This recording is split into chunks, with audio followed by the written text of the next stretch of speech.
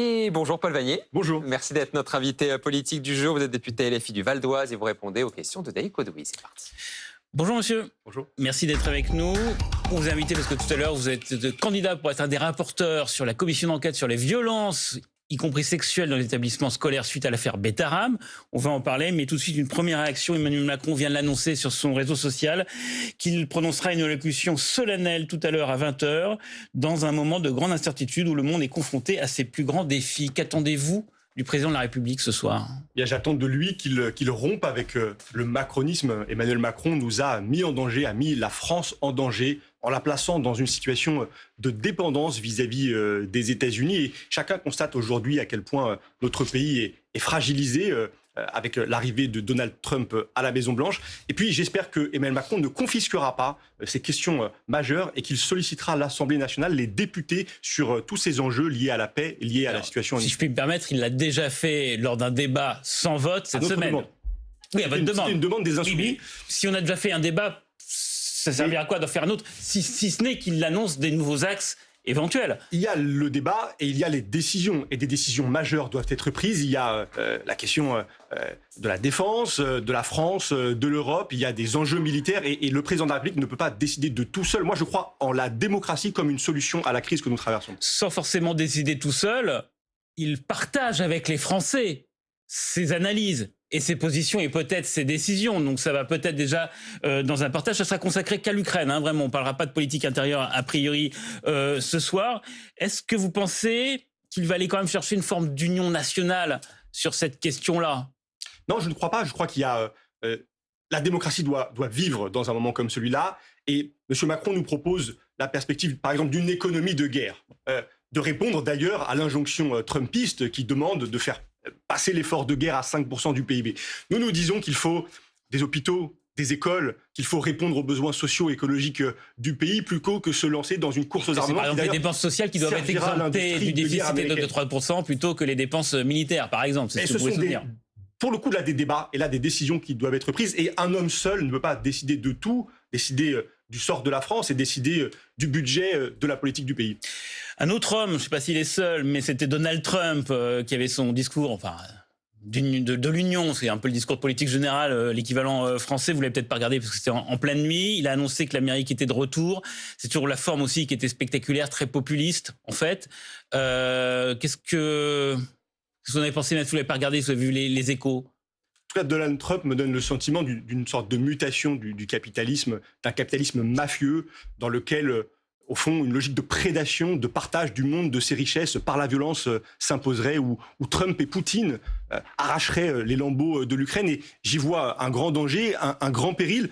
Je veux dire que Jean-Luc Mélenchon, par exemple, et la France insoumise, depuis des années, alertent sur la situation de la France dans cette soumission à la logique atlantiste, à l'OTAN, et que les solutions... Donc ça tombe bien de ce point de vue-là que Donald Trump arrive, parce que ce discours-là, il devient régénéré. Avant, c'était un discours qui vous isolait. Et là, vous n'êtes plus les seuls à critiquer les États-Unis. En tout cas, si on avait écouté les propositions que nous avions mises sur la table lors des précédentes élections présidentielles, par exemple, et notamment de sortie de l'OTAN, nous ne serions pas dans la situation de faiblesse, de fragilité qui est la nôtre aujourd'hui. Et en même temps, quand je lis Jean-Luc Mélenchon dans sa note de blog en début de semaine, il est sur les mêmes positions que Donald Trump par rapport à la guerre en Ukraine. Il le dit et il l'écrit, la guerre d'Ukraine est perdue pour les Européens, et il appelle à une paix générale immédiate. C'est peut-être ce que d'ailleurs va obtenir Donald Trump. Volodymyr Zelensky, c'est ce qu'annonce Donald Trump tout à l'heure, est prêt à revenir dans un processus de négociation sur... Notre approche est totalement différente de celle de Donald Trump. Mais avec un même objectif. La paix, c'est notre objectif. La paix le plus vite possible pour le peuple ukrainien d'abord et pour l'Europe. Mais la paix par le droit international. La paix par l'action des Nations Unies, pas la paix par la force, pas la paix imposée. Ou par un militarisme ou entre deux personnes, entre deux nations. La paix avec les Ukrainiens d'abord, et les Ukrainiens autour de la table des négociations pour défendre leur souveraineté. Et les Européens, pas les Ukrainiens, les Européens, bien sûr, et pas simplement Poutine et Trump. On va passer à la commission d'enquête sur les violences, notamment sexuelles dans les établissements scolaires. Vous êtes candidat pour être rapporteur de l'opposition, mais un mot avant tout. Hier, le communiqué de la congrégation des pères de Betaram, qui gérait l'établissement, qui ont établi et qui ont reconnu leurs responsabilités dans ce qui a pu arriver, qui ont annoncé une indemnisation des victimes et une commission d'enquête indépendante. C'est un peu tard peut-être, mais ça existe maintenant. Mieux vaut tard que jamais. Ouais. Moi, je me réjouis de cette décision. Elle est le signe que lorsque les victimes prennent la parole, elles peuvent contribuer à briser une forme d'omerta, c'est l'un des enjeux de ces affaires, de permettre une libération de la parole et de faire changer des attitudes. Je voudrais cependant dire que cette décision de la congrégation ne doit pas lui permettre d'échapper à ses éventuelles responsabilités sur le plan judiciaire et soutenir la demande notamment d'Alain Esquer, le porte-parole du collectif des victimes, qui indique qu'une action en justice contre la personne morale de Betaram doit aussi être engagée parce que nous sommes face à des violences systémiques. Bien sûr, il y a des individus, des agresseurs, mais si nombreux pendant si longtemps qu'ils posent la question d'un fonctionnement qui manifestement pose problème. Donc vous êtes candidat pour être un des rapporteurs de l'opposition. Vous aurez face à vous un député UDR et puis la commission choisira pour mener cette commission d'enquête sur les violences, notamment sexuelles dans les établissements scolaires. Pour que ça soit clair pour les téléspectateurs, il ne s'agit pas de refaire une commission d'enquête sur ce qui se passait à Betaram, mais de voir si actuellement il se passe des situations identiques et de voir comment ça peut ne pas se reproduire. C'est ça l'idée. On ne fait pas l'enquête sur Betaram. Il s'agit en partant de Betaram. Quand même. De la question que Betaram pose au pays. Comment est-il possible que pendant tant d'années, tant de crimes aient été commis sans qu'aucun service de l'État, de l'Éducation nationale, de la préfecture, du ministère de la Justice, ne les détecte pour les faire cesser? Et se poser cette question, essayer d'y répondre, identifier de possibles défaillances, c'est l'objectif d'empêcher d'autres Betaram. Voilà à quoi doit servir cette commission d'enquête parlementaire et elle doit pouvoir travailler dans toutes les directions, poser toutes les questions, auditionner un grand nombre d'acteurs, de responsables politiques. Y compris donc sur ce qui s'est passé à Notre-Dame-de-Betaram. Le cas de Betaram est évidemment dans le périmètre de la commission d'enquête, mais cette commission porte sur l'ensemble des établissements scolaires. Privés comme publics. Privés comme publics, elle doit garantir la protection de nos enfants, de tous nos enfants. Alors, vous êtes le spécialiste des questions d'éducation à LFI, donc vous êtes légitime pour mener cette commission d'enquête, mais est-ce qu'il n'y a pas une distorsion un petit peu du fait que vous avez engagé, on va dire, non pas un combat personnel, mais vous réclamez à chaque fois, à chaque question au gouvernement, la démission de François Bayrou parce qu'il aurait menti sur ce qu'il savait sur le dossier Betaram.